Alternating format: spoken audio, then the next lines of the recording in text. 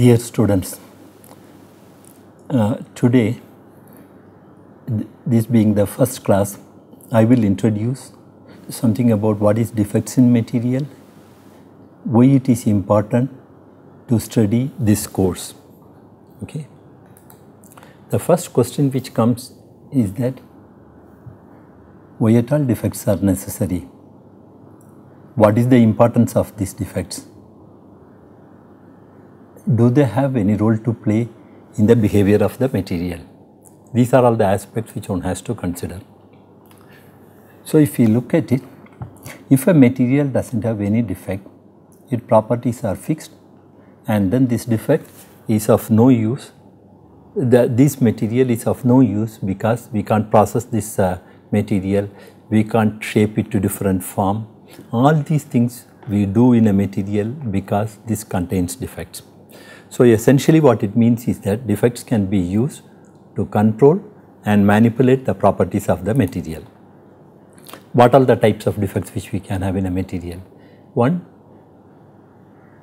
there are various types of defects are possible which we will come to later. Before that, what are the types of properties which these defects affect? One, the bulk property of the material. Two, and the surface property of the material also. What are the bulk properties this material affects? Let us have a look at it. One, the mechanical behavior of the material. That is, various mechanical properties can be affected by introducing different types of defects, which you already know that by deforming a material by mechanical means, by doing a mechanical testing, by introducing a lot of defects into the material, we can make the material stronger, but at the same time reduction in density. Similarly, by introducing defects into optical materials, we can have what we know as different color centers, so that we can change the color of the material. Optical properties can be drastically changed. Similarly, the other properties which we can change are the magnetic properties of the material. That is, a material which is a soft magnetic material, by deforming it we can make it into a hard magnetic material. Similarly, the electrical properties like electrical resistivity of a material can be changed by introducing defects into the material. What are the surface properties which we can control? Okay, the one which comes to a foremost is the corrosion in behavior of the material. That is, by controlling composition or impurity on the surface of the sample, we can alter the corrosion behavior of the material. Similarly, catalytic property is another one which can be not only controlled, can be changed also depending upon the type of defects which are being present on the sample surface, the type of crystal structure which it has. Similarly, fracture behavior of the material also depends upon the surface properties, or here we will say that the grain boundary properties. If we have a monolayer of impurity which is present on the surface of the sample or on the grain boundaries, then the ones which are there on the grain boundary can determine whether the material behaves in a intergranular way or intragranular way. So essentially, using SEM we can find out why the material has failed, but unless we know what causes the fracture behavior, okay, we will can be determined only by knowing what are the elements which are present on the surface, where they are located, which site they are occupying. All these positions, okay, determine how the material behaves. Okay. All these property changes are basically controlled by electronic structure of the material. That is, essentially the electronic structure is the one which determines the properties of the material. This is one aspect of it which we will not be going into any detail, or we will just exclude this in this present set of lectures. Okay. This forms part of a physics course. Okay. And as you know, the properties depend upon one, microstructure, crystal structure and composition, and tailoring the structure, desired properties could be obtained in the material. Okay. However, this microstructure can be controlled. Okay. Microstructures can be tailored by changing the composition of the alloy, okay, by heat treatment and various processing routes like mechanical property. Various types of microstructures could be obtained, and this way we can control the property of the material. And in fact, the life of a component, essentially life of any material which we wanted to use, is often controlled by surface degradation and not by bulk property changes. So that is the reason why understanding the surface property of the material is very important. Okay. Before going further, let us look at what are the defects which are there in the material. Generally, when I talk about defects in the material, I always start with looking at simple structures. Simple structures means that microstructure essentially is a single crystal is the best one which one can think of. What are the defects which are present in the single crystals? One, point defects which are there. Okay. What are the point defects? They are vacancies and interstitial. Then the other type of defects which are present are dislocations, which are line defects in the material. In addition to it, we have planar defects, which are one, stacking fault. There are other types of defects which are there, are various interfaces which are present between different phases. They also control the property of the material. They are also, quite often these defects are planar defects. And then another most important defect is the volume defect. The volume defects essentially could be voids in the material, or it could be stacking fault tetrahedra, or it could be second phase particles which have been formed within the material and they are distributed in different ways at different locations. Okay. And how they are present at different locations, that decides the property of the material. Okay. So this also could be considered as a defect in an otherwise a perfect matrix. Okay. The interfaces or the possible interface are one are domain boundaries, another antiphase domain boundaries. These are all the two defects which are present in ordered phases. What are these types of defects? This I will come to later and during the course of the other lectures. Okay. From defects in polycrystalline material, most of the material which we use in service are all polycrystalline materials, not single crystals. So in a polycrystalline, what is the difference between a single crystal and a polycrystalline material? Polycrystalline material is nothing but different types of single crystals which are oriented in different directions, but they are joined together by some interfaces which we call it as the grain boundaries. These grain boundaries could be either low angle boundaries. Okay. There are again some sub classifications as lift boundaries, twist boundaries. Then there are high angle boundaries are there. Okay. And there also we consider some special boundaries and twin boundaries, and there are, if different phases are there, the interface between these phases also generate boundaries. Okay, they are called interface boundaries, and some of the boundaries, like some of the twin boundaries could be coherent twin boundary or it could be an incoherent twin boundary. So these are all the types of defects which we have to consider. Okay. So as I mentioned earlier, what is the objective of this course? The objective of this course is to give a brief introduction to various types of defects present in materials and how their interactions could be used to control the property of the material. What is briefly the syllabus for this course? We will be talking about point defects in metallic materials, then in ionic and covalent bonded crystals. In metallic materials, it is very simple. It is either in a particular place whether the defect is there or that atom is absent, or a pattern, or that atom which has been removed from a lattice site, it has been put into another site, which is called as an interstitial vacancy. Okay. Only these two we have to consider it. In addition to it, in a metallic material, we have to think about if you add impurities, what all the sites these impurities go, because at small concentrations these are also can be considered as point defects. Whereas when we take the case of ionic materials, in addition to the presence of absence of ions at the lattice points, okay, the charge balance also has to be maintained. Okay. That is very important for ionic as well as covalent bonded materials. So this gives rise to some differences in the type of defects which has to be produced in the material.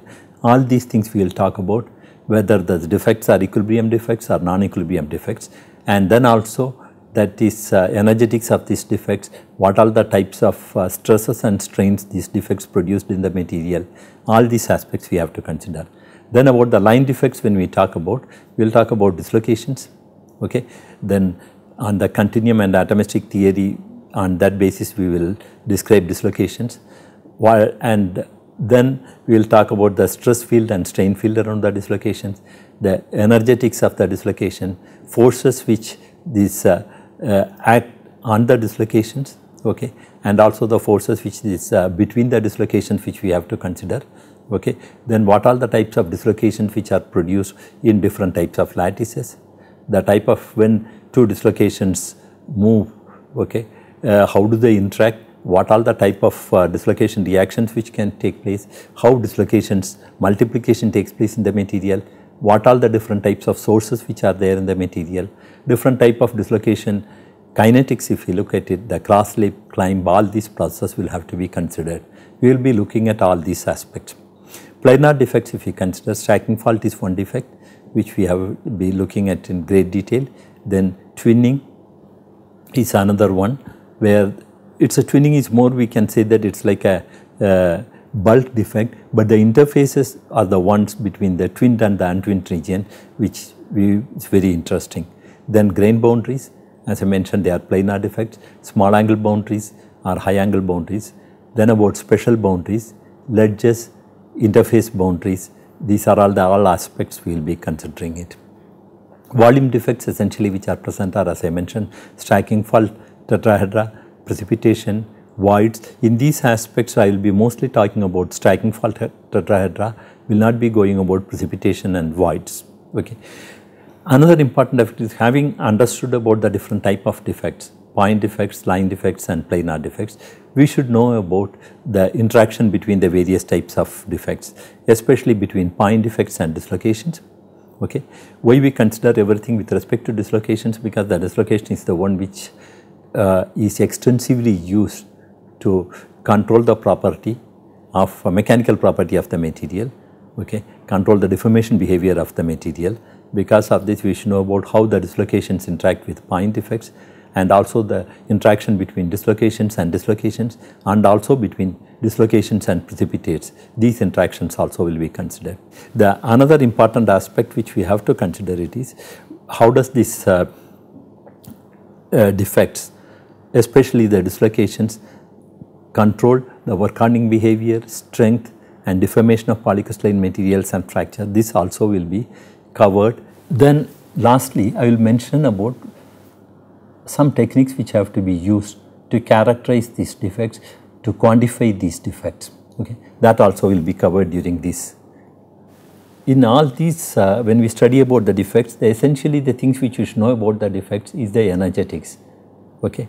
What is the energy which the defect introduces into the material, whether it increases or decreases the energy of the material, what is the structure of the defects, what are the forces which are acting on these defects, are the forces which these defects generate, okay, stress and strain fields around the defects and kinetics of the defects. These are all the various aspects which will be covered in this course, okay. But when we want to talk about defects in a material, the first thing is that we should have a reference standard. What is the reference standard which we can have? A perfect crystal is the one which we can have as a reference standard to study how defects are present in the material, what are the locations at which these defects are present.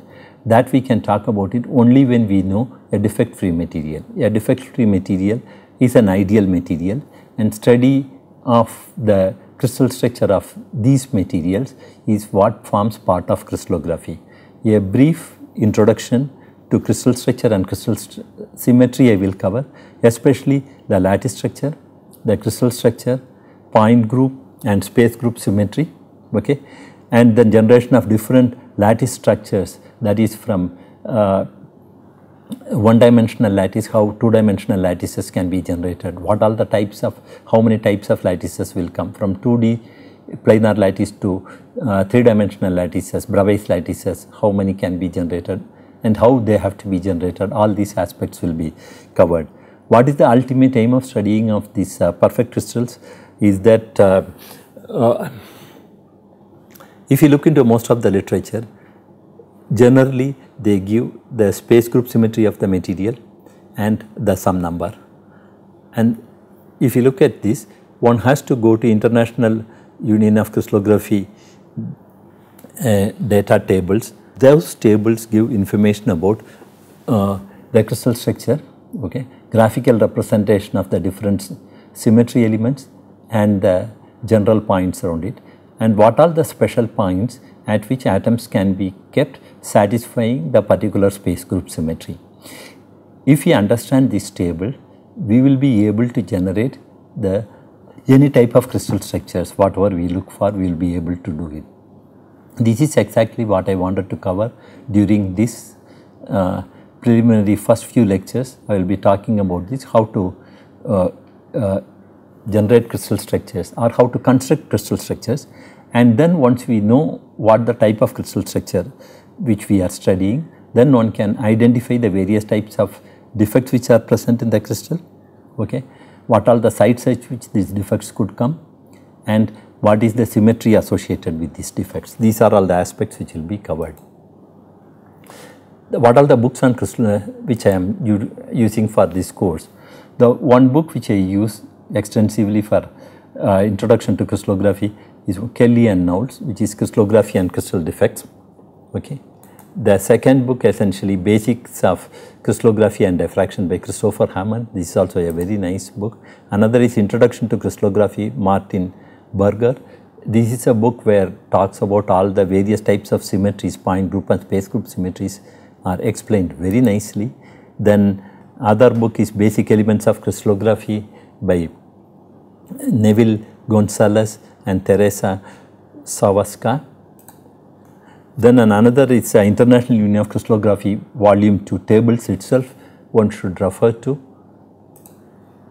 Then Introduction to Solids by Azarov. This book also gives a lot of information about the crystallography. Okay.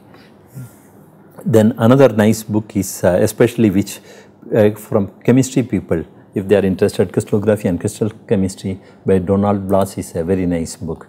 What are the textbooks which used for generally for dislocations and other defects in the material? One, Hall and Bacon, Introduction to Dislocations, 4th edition. Okay. Then Johannes Wertmann and Julia Wertmann, they have written a very nice book. It's a very old book, but it gives all the basic information about the dislocations, okay, especially the stress field and strain field, forces on dislocation. These aspects are covered very nicely. Okay. This is one good book. Another Kelly, Groves and this is Crystallography and Crystal Defects, or it's the same as Kelly and Knowles. Kelly and Knowles book is essentially nothing but the updated or the second version of the Kelly and Groves book. Okay. Then Porter and Easterling book on phase transformations gives lot of information about the various types of interfaces between materials. Okay. Defects in materials to some extent is covered in Schumann. Redhill gives some information about the defects in materials. Overall about general mechanical behavior of the material, Jeter is a good book. If one wants to go into detail to an advanced level, Hurth and Lather's book on theory of dislocations is a very nice book. Similarly, Nabarro has edited Dislocations in Solids. There are many volumes are available. An excellent treatise on various aspects of dislocations and dislocation behavior in material is covered in this book. These are advanced books, these two, okay, but they form as a good reference book for anyone who is interested to study defects in material. If you have any questions, you can post it to me. I will try to answer it. Anyway, I had given my email ID and my telephone number is also available.